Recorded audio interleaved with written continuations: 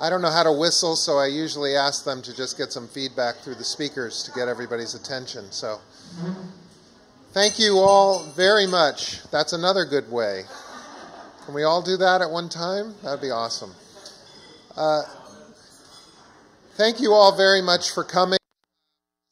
Really a terrific afternoon. We have a very exciting speaker for you a little bit later on. You're going to have to sit through about 5 hours of my speech first, but eventually we'll have a few minutes to hear a little bit about some research that's going on. I have a few people that I'm going to introduce to you. I'm probably going to do it a little bit along the way so that you understand just the kind of contribution that people here in Hawaii are making, not just through their teams, not just through their relationships, but through their effort, through their passion, their commitment, their hard work. They've done some extraordinary things. I want to start by recognizing a member of the Golden West Chapter's Board of Directors and the founding member of ALS Ohana, Jan Meduski. Welcome, Jan.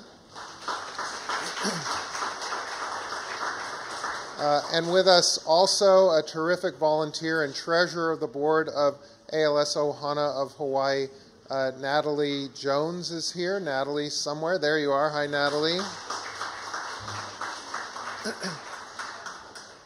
This program is brought to you as a joint collaborative effort between the ALS Association and ALS Ohana. And we're doing this together because we have a shared vision to support people living with ALS while trying to create a world without ALS. And let's see, who else did I want to point out at this particular time? Oh, right. The newest face in the room. The Golden West Chapter is very fortunate. Some of you have met our very, very hard-working staff. Many of you know Taryn Davis, who's been here as our care manager.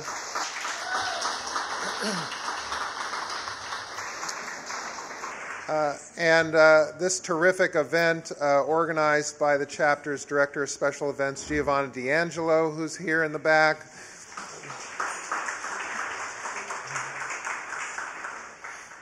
It's okay if you don't exactly understand every word she says. She's from New York.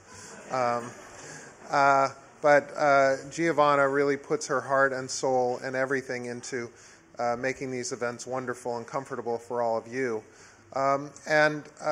As the Walk to Defeat ALS made it possible for us to bring care services to Hawaii, the Ice Bucket Challenge, who some of you may have known, have really made it possible for us to now double the size of our Hawaii-based staff. And I invite you to welcome to the Golden West Chapter someone who may be very familiar to all of you because of her work with the Muscular Dystrophy Association. Please welcome Kahala Hauser.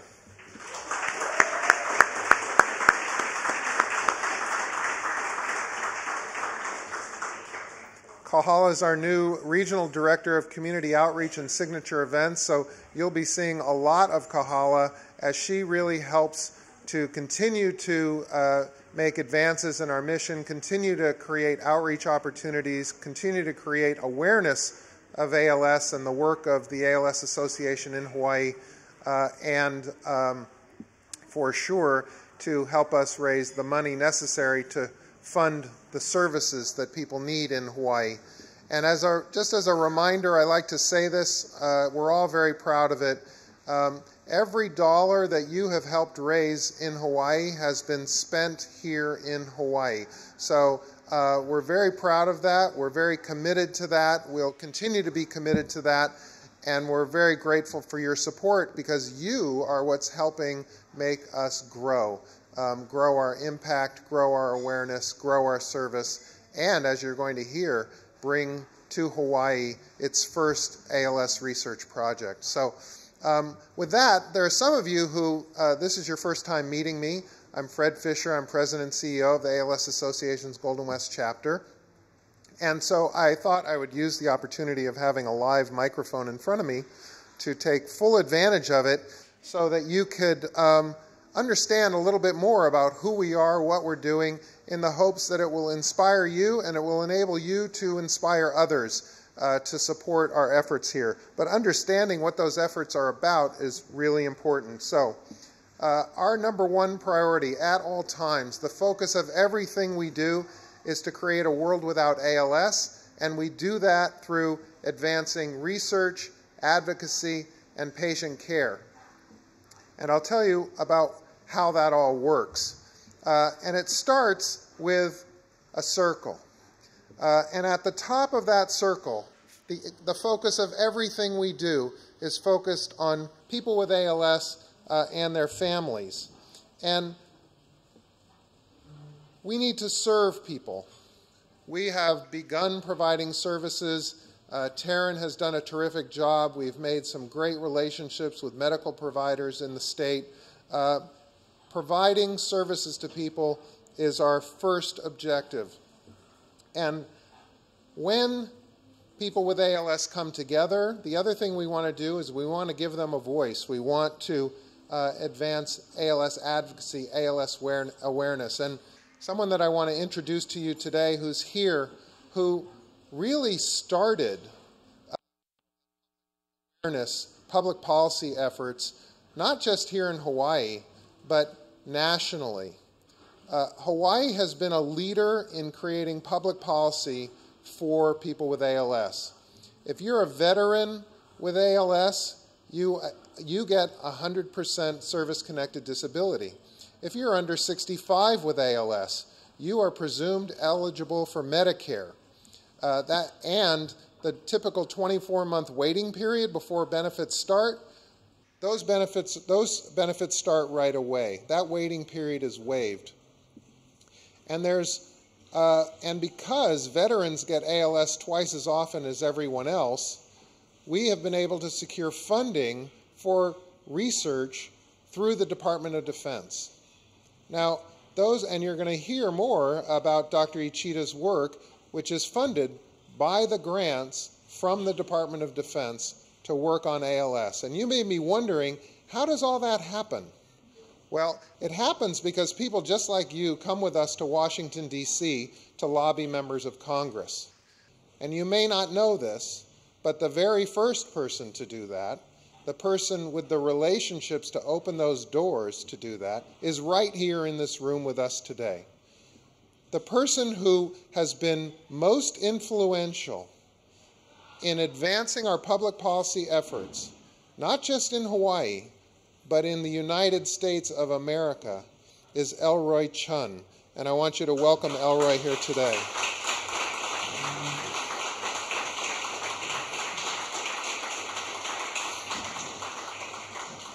It's Elroy's relationships with members of Congress.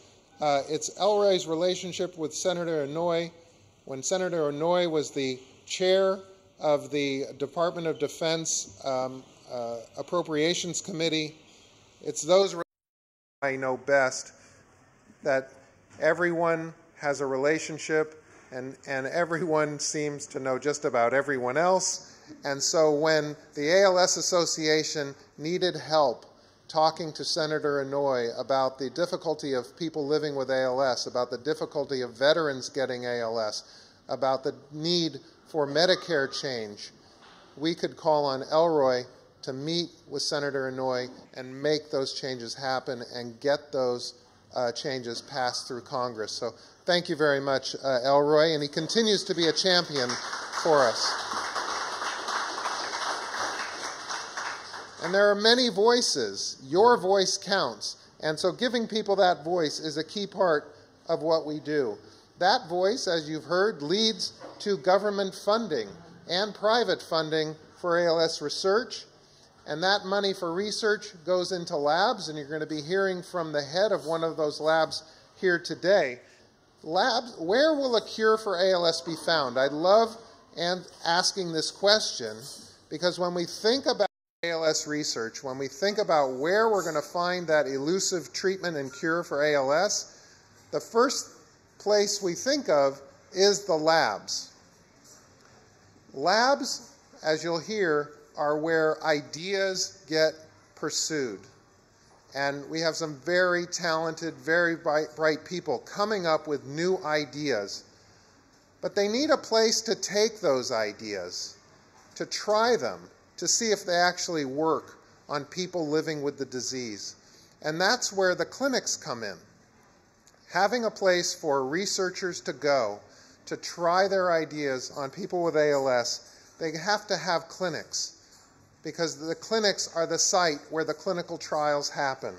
That's where ideas turn into therapies. So what you have here, and of course who's going to those clinics? People and families with ALS who are getting served, who are advocating, who are creating more money for ALS research, who are creating more opportunity for labs to explore ideas that go back into the clinic, back to where the people are. And so what we're really creating is a multidisciplinary system accelerating the search for an effective treatment and cure. So the ALS Association, in case you don't know, we offer clinics and centers and education programs like today and care management, which you know through Taryn, free loans of augmentative communication and durable medical equipment devices, support groups. This year in Hawaii, we've had over 20 support groups for people and families with ALS. A new veteran support group has emerged, and the latest support group for people who are living on ventilators is about to start. So extraordinary efforts happening right here in Hawaii. And what's great about this puzzle is 2 years ago, none of these pieces existed in Hawaii. And because of your support, you're going to hear they're all here now, and growing stronger. So we need those centers to conduct clinical trials, but it's also the place where people can connect with the speech therapy they need, the occupational therapy, the physical therapy, the respiratory therapy, the palliative care, all of the elements for a full, robust, multidisciplinary clinic. And what we have here in Hawaii that we are working to change is really a lack of service integration. Clinical services happen over here, chapter services are happening over there, research is happening on the mainland, and these silos really interrupt the ability for people to get the services they need. Now, why are we so committed to multidisciplinary clinics? What makes this such a good idea? Well, our method of care, the model we've been talking about now for 3 years, is evidence-based. Research has shown that people who attend multidisciplinary clinics live 7.5 months longer, and 1-year mortality.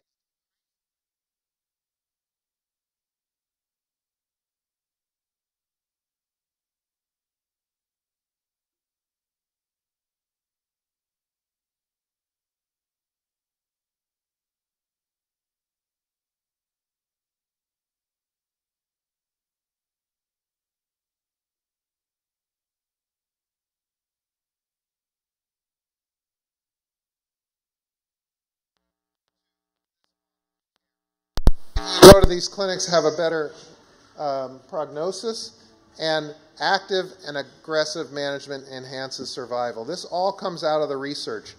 So on the left side, you'll see these are all the services that the chapter provides now in Hawaii, and we have clinics and medical professionals throughout the state committed on the right side to all those different disciplines. And people who are diagnosed with ALS, sometimes they contact the chapter, sometimes they contact they learn their diagnosis by their primary care physician or a neurologist, but there's never been a way to create integration. And our model is an integrated care model with a collaborative intake, and that the multidisciplinary treatment team is comprised of members of the medical community and the chapter staff creating this true multidisciplinary integrated program for people living with the disease. This is our vision. This is what you are helping us to create. And so then what happens when you do that to that lack of service integration? This is my favorite slide, by the way. Play close attention. It's awesome. I didn't do that, by the way, but someone very talented from our board did.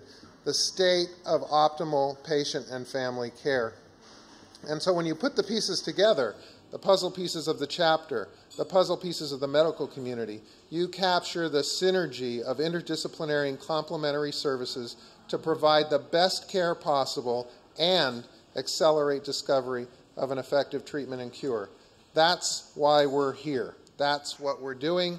That's what your support of the Walk to Defeat ALS is making possible. It's great for me to be here, not giving you this vision and saying, here's what we'd like to do, we need your support. We're now doing it. We're now accomplishing it because you've supported it. And we have the 3rd annual Hawaii Walk to Defeat ALS to continue to power this effort forward toward Hawaii's first true multidisciplinary clinic that will be the house of ALS research clinical trials as well. And with that, I want to introduce to you our guest speaker for today. I was in Washington, D.C. Very early this year, and hearing a presentation by the Department of Defense ALS Research Program. And they were presenting to a small group of leaders from around the country, helping us understand what the ALS Research Program was doing. And they provided a list of the researchers that had been funded by the Department of Defense research program, a program that all of you helped get funded by writing your letters to members of Congress and visiting members of Congress in the district and coming with us to D.C.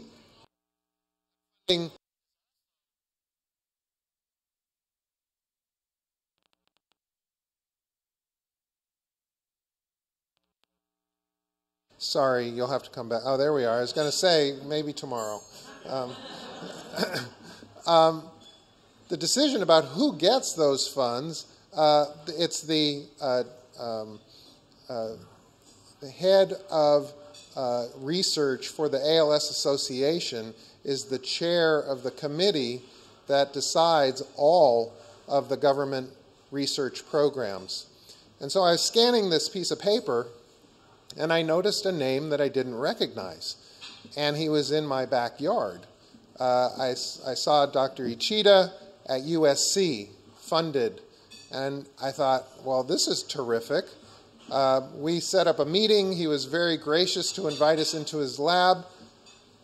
We started talking about what the chapter does, and he was telling us what he does. And I said, oh, by the way, we're developing and expanding services in Hawaii. And he says, oh, I'm Hawaiian. Well, you can imagine the conversation that took place next. And the words that are my favorite words to hear are, let me know what I can do. I'm happy to help. And that's the most important thing for us. And I took him up on his offer. He's here to talk to you today. An Iolani grad, a Harvard grad. It's the Iolani grad that I understand means more to anybody than Harvard is, it's on the mainland.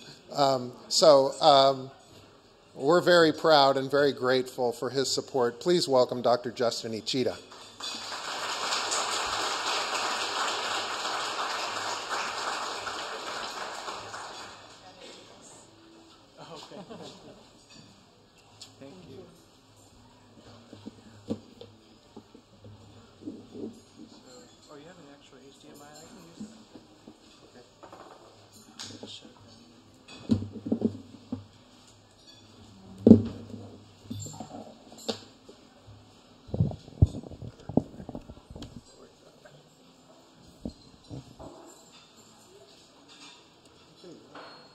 Looks good.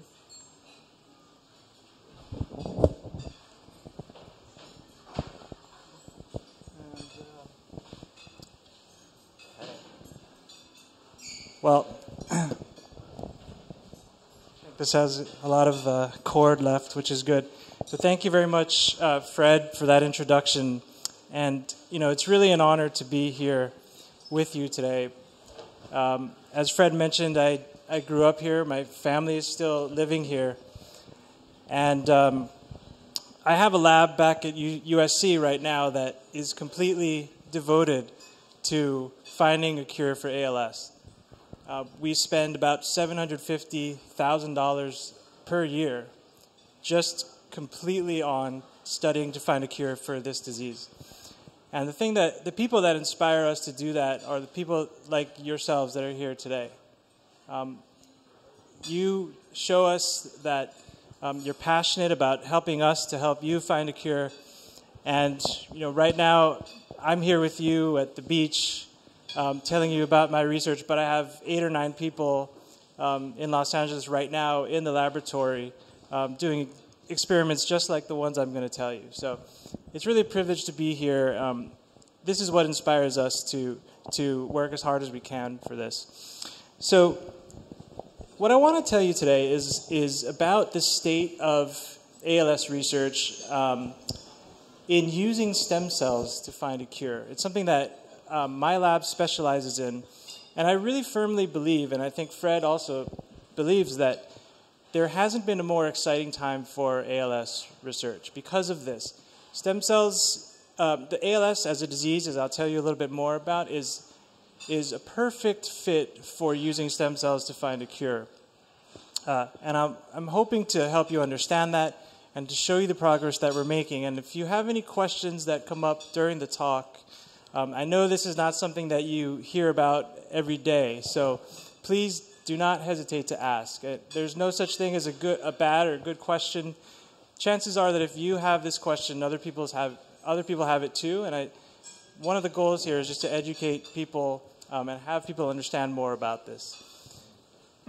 So, aging turns out to be the biggest risk factor for diseases of the nervous system in which the nerve cells are lost. And it's only going to become a greater problem in the future because as our population ages, it's going to about triple. The people that are over 60 is going to triple over the next few decades. And this problem is going to grow and grow and grow. And so that's why we need to tackle this now. As many of you are familiar with, but some of you that may not be familiar with, ALS is a disease that usually onsets in the middle ages, about 50 to 60. 15 people every day are diagnosed with this disease in the United States, which is more than most people are aware of. What really causes it is a death of the nerve cells that control voluntary muscles. So patients have stiff muscles or muscle twitching and muscle wasting. Unfortunately, we do not have a cure for ALS. We don't even have a treatment that provides in as much comfort as we would like for patients. And Fred went over that in some detail. So I'm going to get into some science now, and I don't want to, I'm not going to get extremely technical, but this is going to give you a basic understanding of what I'm trying to talk about today. So this is a diagram of your brain on the left, as you can see. So on the left is if you just took a cross-section of your brain from the front this way. ALS is very specific in the cells that it targets. There are only 2 types of nerve cells that die in this disease, and that causes all of the paralysis. So the first is a set of cells in the red there. These nerve cells start from the top of your brain, and they project all the way to different areas of the spinal cord. And there in the spinal cord, they connect, as you'll see. So down here, they connect to these neurons, or these nerve cells in green. And from the spinal cord, these other nerve cells connect to all of the different muscles in your body. And so that circuit is what causes your brain to be able to tell your body to move. Okay, so these are the 2 nerve cells that are destroyed in the disease, and almost everything else is completely intact. Oh, that's better. Yeah, thanks. Maybe that's a little stronger. Yeah, we had a... Yeah, okay. We had a talk yesterday where they had a screen that was completely repelled the laser, so we couldn't see it at all. But so what people like the ALS Association have been doing with a lot of the money that's been raised to fund the research is to identify the genes that cause ALS when they have a mutation. And so through that tremendous work, and these are discoveries that only occurred in the last 10 years, we know many of the genes now that, when mutated, cause the disease. And this is a chart of that. And so if you look at the side on the left, these are patients that have a familial form of the disease where they have had a relative, a family member that has also had the disease. We actually know most of the genes that can be mutated to cause it now. On the right are the sporadic cases. So 90% of cases are patients that have never had a relative that have had the disease as well. And so those mutations that cause the familial side are also causing a portion of the sporadic cases, but many of them don't have a known genetic cause. But that doesn't mean that there is no genetic cause. So it turns out that if you look at identical twins, where one identical twin gets ALS as the first person in their family to get ALS, there's about a 25 to 50% chance that the other twin will also develop ALS. It's much higher than if you have a non-identical twin. Okay, so that means that genetics is extremely important in determining who gets ALS. And it turns out that many of the sporadic cases are only sporadic because they have their family members may have not lived long enough to develop the disease, because it only is, in many cases, 100% penetrant when you're above 80 years old. Okay, so the overall thing that I want to convey is that genetics is extremely important in the disease, and there are many different genes that cause it. Now, these genes can help us lead us to a cure, and the way that they can do that is to tell us about how the disease works. And so what people have been doing is trying to understand, okay, well, we know what some of these genes do in the cell, in the nerve cells. So we can come up with ideas about how that might cause nerve cells to die if they have a mutation. And so that leads to new clinical trials.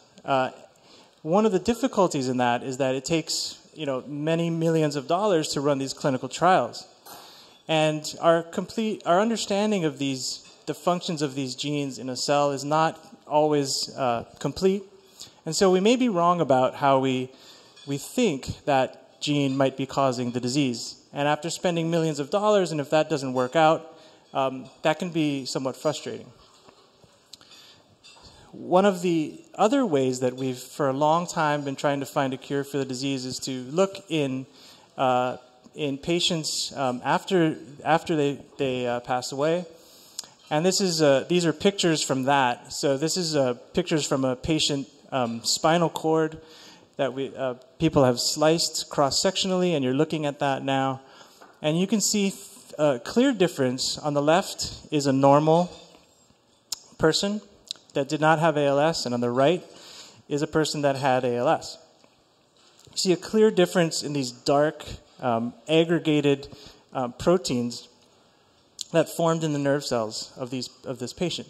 So one thing could be that these patients, these dark brown spots might be causing the disease. But it's very difficult for us to know that. And it's difficult to know what the difference is between a cause and effect of the disease just by looking at the end stage here. And I would make an analogy. The way that I think of it is when you have a car accident. Imagine you've never seen a car accident. You've never driven in your life. But then you're asked to try to figure out what's causing these car accidents. And you go to the scene of these accidents after they've happened, and you see that every car has an airbag that's been deployed. So one reasonable assumption could be that the deployment of this airbag is what's causing the crash, right? But that's not actually what causes the crash at all. It's just the way that the car tries to protect the person inside when the crash is happening. So the challenge with just these post-mortem studies is that we don't know what's a cause of the disease and what's really just an effect of the cell trying to compensate for the disease process happening.